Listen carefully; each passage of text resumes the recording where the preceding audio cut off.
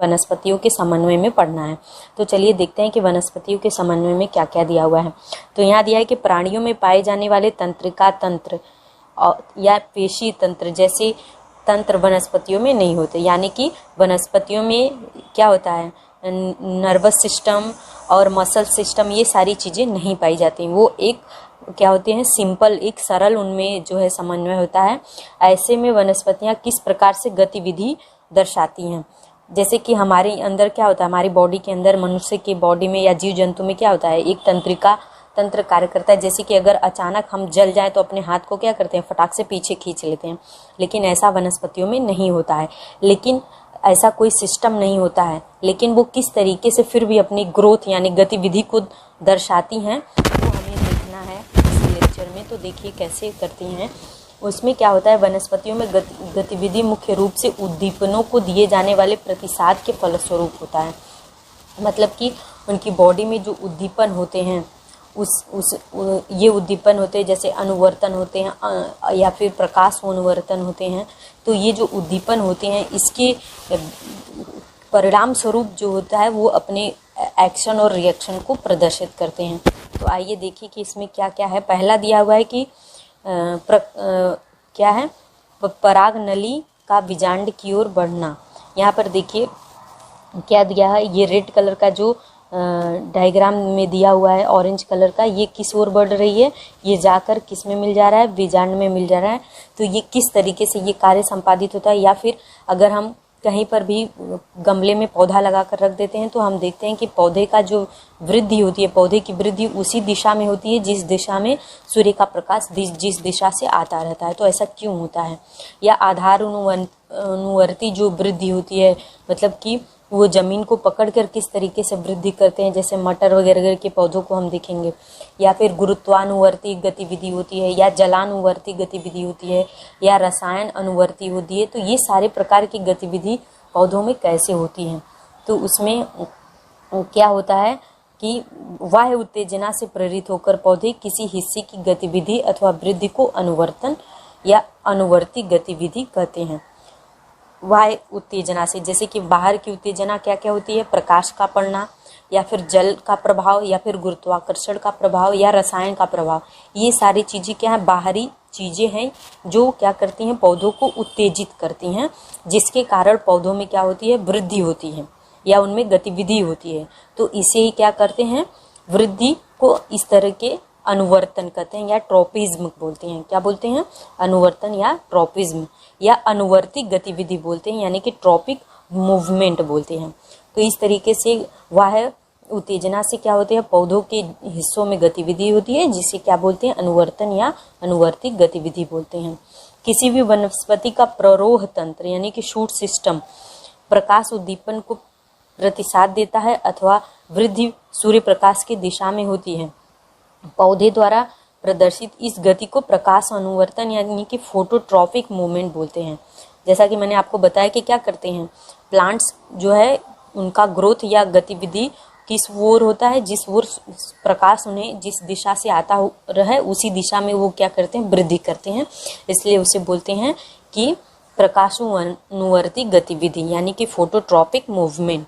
फिर आगे है कि वनस्पतियों की जड़ संस्थान यानी कि रूट सिस्टम जो होता है प्लांट्स का, वो क्या होता है, गुरुत्वाकर्षण और पानी इन उद्दीपनों को प्रतिसाद देते हैं।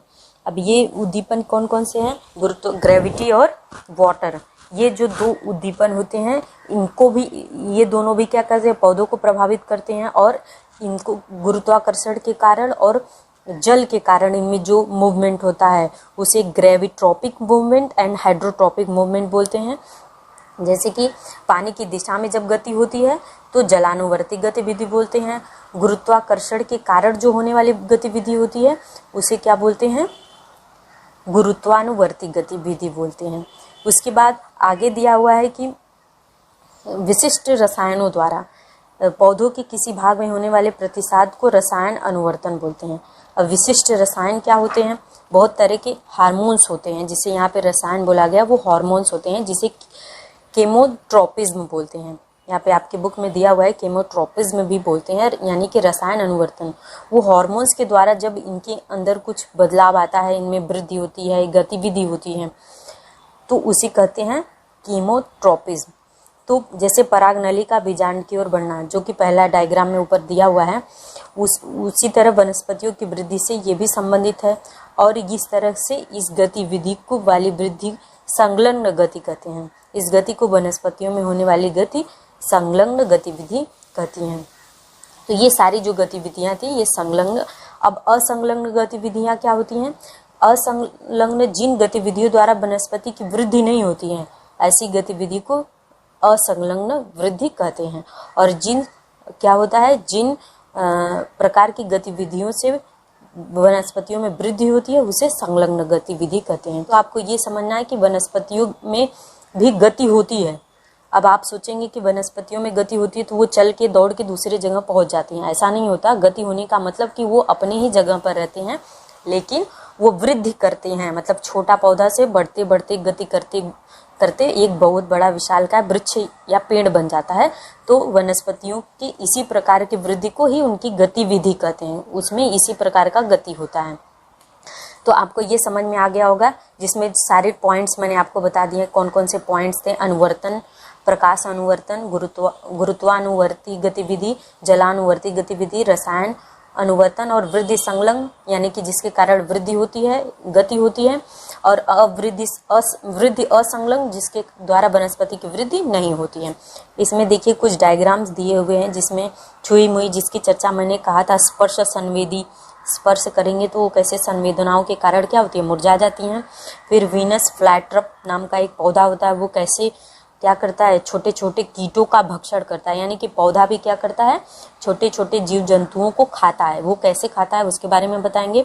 ये कमल है, कमल क्यों दिन में ही खिलता है और रात को क्यों वो सिकुड़ जाता है, और फिर जब जैसे ही सुबह होती है सूर्य का प्रकाश निकलता है वैसे ये फिर से खिल जाता है। और गुल मेहंदी है। तो ये 2-3-4 डायग्राम दिए हैं, इसके बारे में हम डिटेल में पढ़ेंगे।